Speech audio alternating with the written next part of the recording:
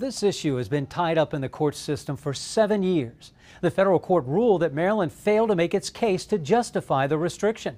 The handgun qualification license had been a key part of the Firearms Safety Act of 2013. Now, some of the residents we talked with are disappointed by the decision.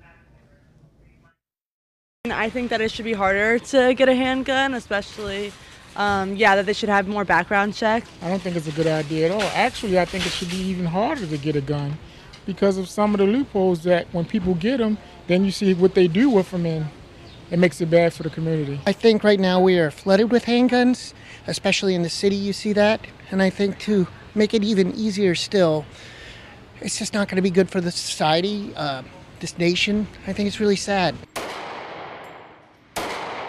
Public reaction to a federal court ruling that Maryland's handgun qualification license is unconstitutional.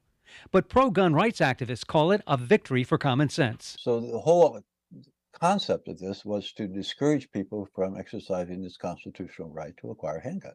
The training requirements include submitting fingerprints, undergoing a background check, taking a 4-hour firearm safety training course, firing at least one live round. Then applicants had to wait 30 days for approval before starting the rest of the licensing process. Those requirements acted as a barrier to the exercise of constitutional right. Governor Wes Moore issued a statement saying in part, "I am disappointed in the Fourth Circuit Court's decision. This law is not about stripping away rights from responsible gun owners. It's about every Marylander having the right to live free from fear. Our administration is currently looking at all options and reviewing the ruling." Senate President Bill Ferguson called the ruling crazy. Mayor Scott says he's frustrated and disappointed. He considers the ruling a threat to public safety. The state put all of its eggs in that one basket, and they didn't ask for any separate ruling as to individual parts. So the entire handgun qualification license found in the Maryland Code is now invalid.